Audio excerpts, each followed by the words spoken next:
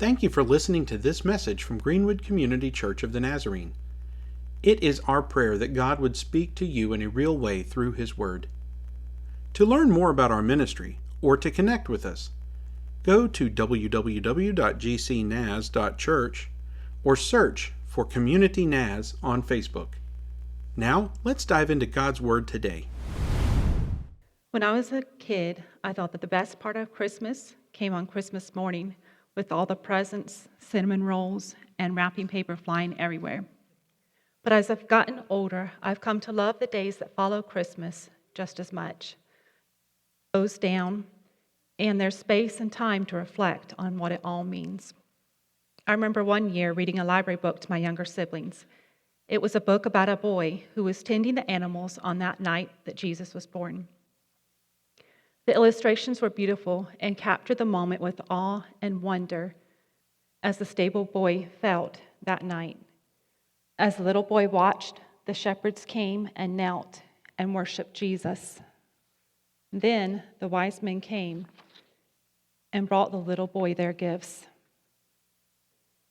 In the book, there were only a few words, and they were part of a poem. What can I give him, as poor as I am? If I were a shepherd, I would give him a lamb. If I were a wise man, I would do my part. Yet what can I give him? Give him my heart. I remember thinking, what can I give to Jesus? Because at that time, there was stress both financially and emotionally from circumstances that I couldn't feel and that I could feel but didn't even understand. There wasn't money for presents some years, and I could sense tension in the air. And I didn't have all the answers. I didn't know what I could do to fix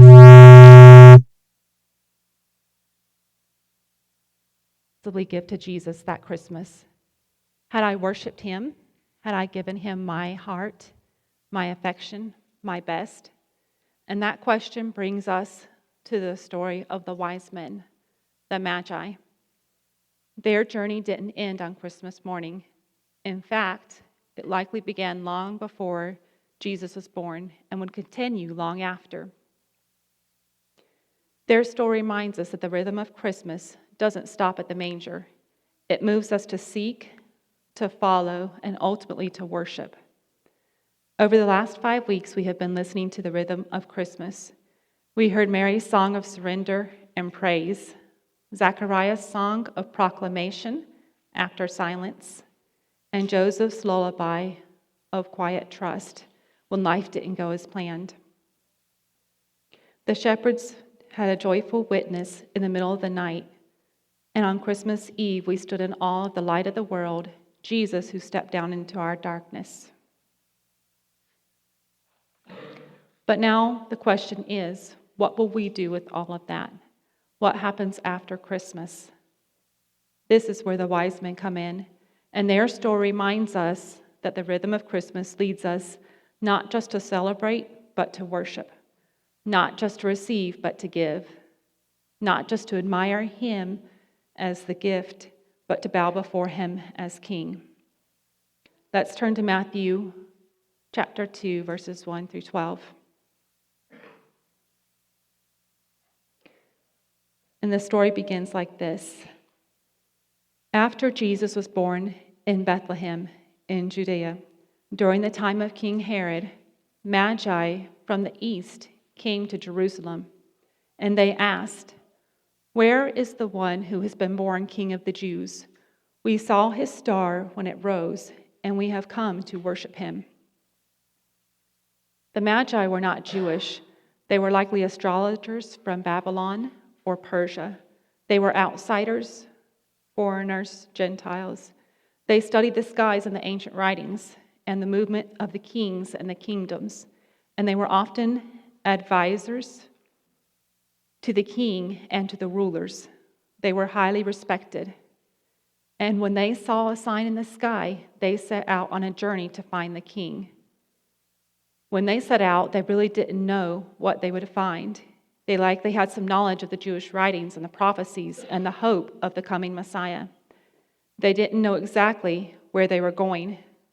They didn't have all of the answers. They had pieces of the truth and of the history, and a star and a desire to worship this newborn king. Sometimes our faith doesn't begin with us having all of the answers. It begins with us trusting the light that God has already given us and taking a step to start the journey. Let's look at what happened next in verse 3. When King Herod heard this, he was disturbed, and all of Jerusalem with him.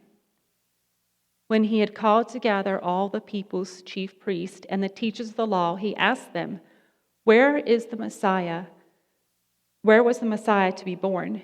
In Bethlehem, in Judea, they replied, for this is what the prophet has written. But you, Bethlehem, in the land of Judah, are by no means least among the rulers of Judah, for out of you will come a ruler who will shepherd my people Israel.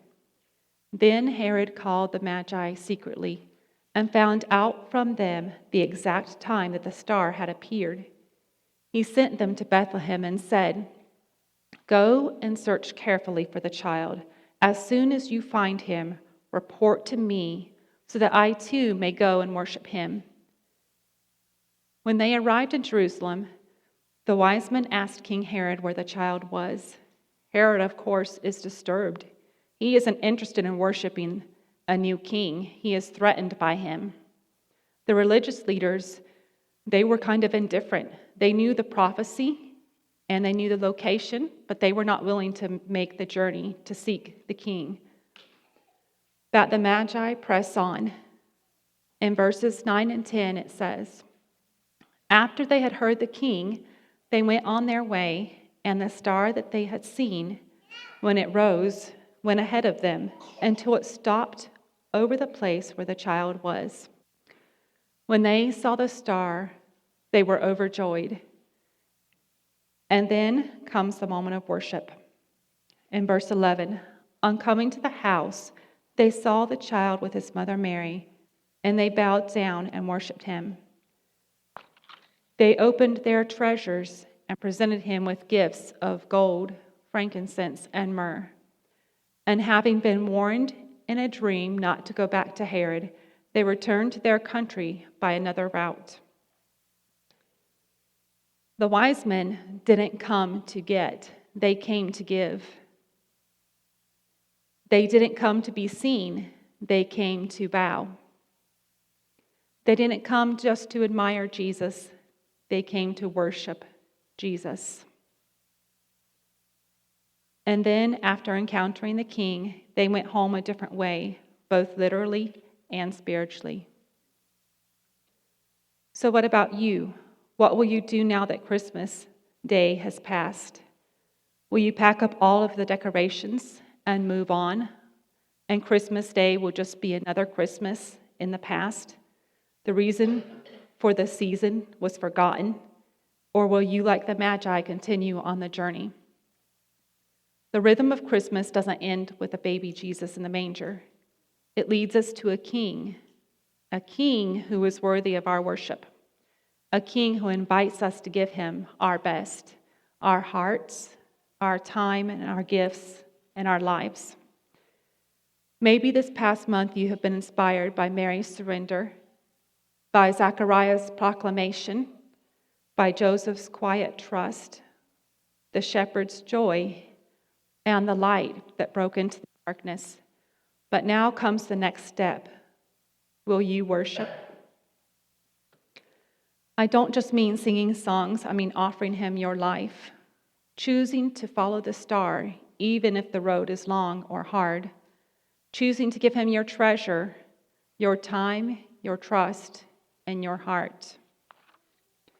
The Magi remind us that seeking Jesus is worth it, worshiping him is worth it, and giving to him is worth it. So what will you bring to the King this year? As we close out this Advent series and this season, let us remember that the rhythm of Christmas isn't just a season, it's a way of life.